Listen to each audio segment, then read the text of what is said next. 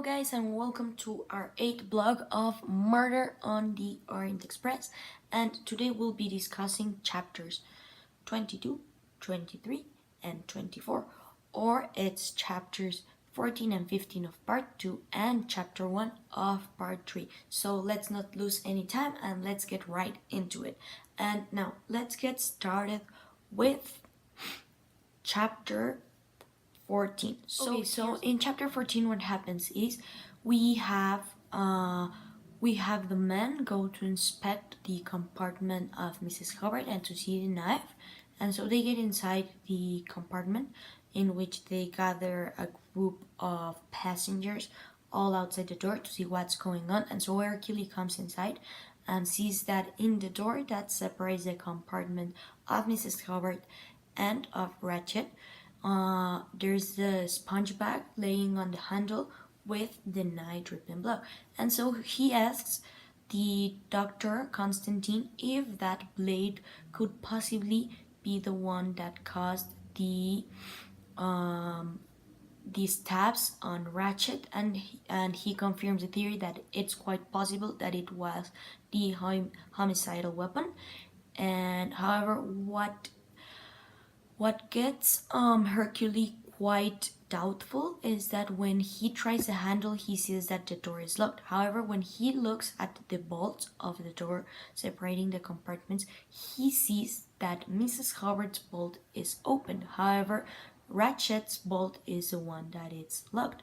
So he then asks Helgrade, the maid, if she did verify that the door was bolted, and to what she replies is that, well, she simply checked the handle and she assumed that it was locked, that she probably didn't bolt right Mrs. Hubbard's door, because when she checked, she saw that it was bolted on the other side, which gives Hercule another suspicion. And to what we know of is that once this checking of the door happens, Mrs. Hubbard awakens, and so we have a revision inside all her compartment.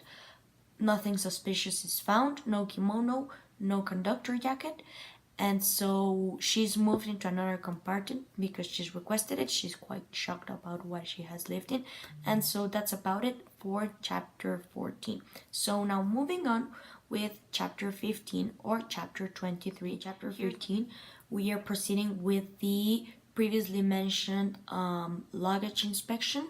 And so a few items are quite interesting. And first of all is that in Colonel Arbuthnot's luggage, there were pipe cleaners identical to the one that Ratchet used. And so another interesting thing is that in Countess Androni's bag there was a wet label. But most importantly, what was most interestingly, it was that on Hercule Poirot's luggage, there was lying on top, neatly folded, a scarlet kimono. And so to what we know of is that we have a defiant murderer who is trying to mock Hercule and to try to piss him off, which at first he does. He doesn't have a quite good reaction to it. He sees that the killer is trying to distract him, to play with him, and he is not really fond of it.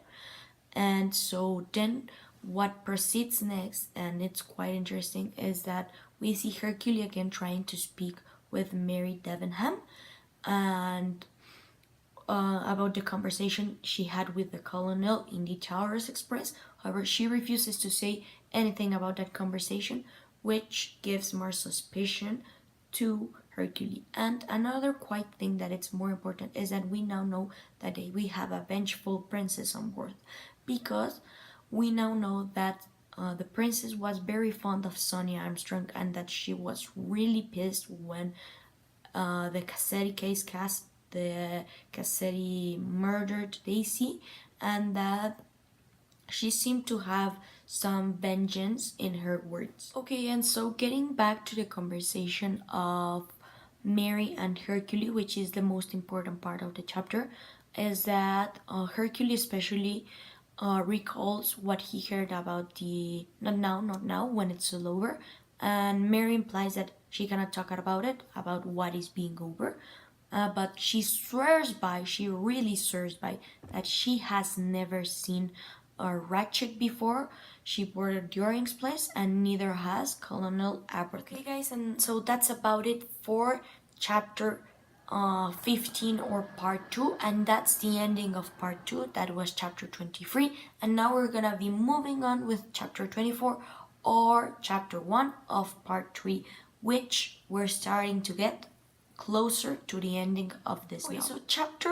chapter 1 of part 3 is mainly the Doctor, Book, and Hercules sitting discussing all possibilities. And well, to be honest, Hercules seems quite intrigued with the case because it's not the normal police case or detective case that he's given in London or in other cities. That this one is one of his toughest case to date, but he's quite intrigued. And so another interesting finding that they did while discussing all the case was that when interviewed to Hector McQueen, he said that Ratchet spoke no French. However, we know that Hercule heard at before 1 a.m. When Ratchet rang his bell, responding to the conductor in French. So that's quite suspicious because Ratchet spoke no French. So who was the man that answered in Ratchet's compartment when the bell was rang? And another important detail that we find out is that the murder had to be committed between 1 and 1:15 a.m.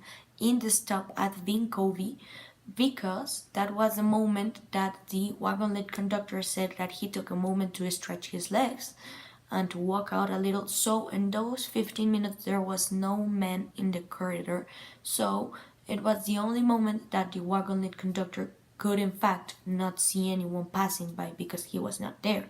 So proceeding all that, they decide to make a list of all passengers and their alibi to be able to start discarding and disregarding some theories and some suspects, and to see who is the murder on the Orient Express. Okay, guys, so now that's a wrap for our 8th blog of chapters 14, 15 of part 2 and chapter 1 of part 3, or chapters 22, 23, and 24. Now, personally, this part of the book starts to become one of my favorites. We're starting to get to the ending, which personally, it's a really good book. It's my second time reading it, to be honest, but I really enjoy this book, and I just can tell you that it's a really good ending. It has a lot of plot twists, it has a lot of surprises, but we'll talk that about later. So right now, what I want to talk about is today's chapters. Today's chapters are quite an adventure. We go from seeing that maybe some people are lying, some alibis, and some are not adding up and are not as detailed as they used to be, like the bolt that the maid swear by she closed. However, when Hercules checked, the bolt was not locked, but only in Ratchet's door. We now have the enigma of who spoke for Ratchet when he rang the bell before 1 a.m. because he did not speak French, but one person did speak French. So we now have our attention drawn to Hector McQueen, and we're trying to look at the motives of all passengers and who would have been interested in killing Cassetti or Ratchet. And what's more interesting is that Mary is quite secretive. She doesn't want to talk about it. She doesn't want to talk about being over what, making her most suspicious.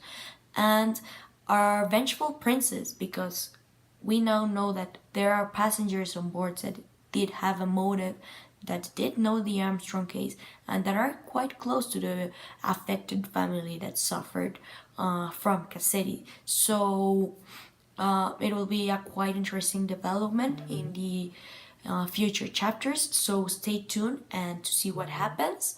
And well, keep reading, keep track of your clues, and if you have any theories, it's okay.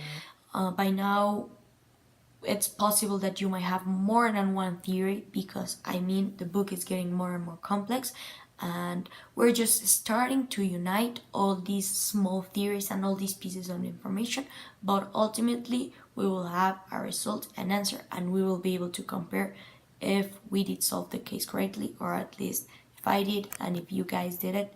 And but that's pending till we finish the book. So I'll see you next week for our 9th video, which will be a preparation for our last blog.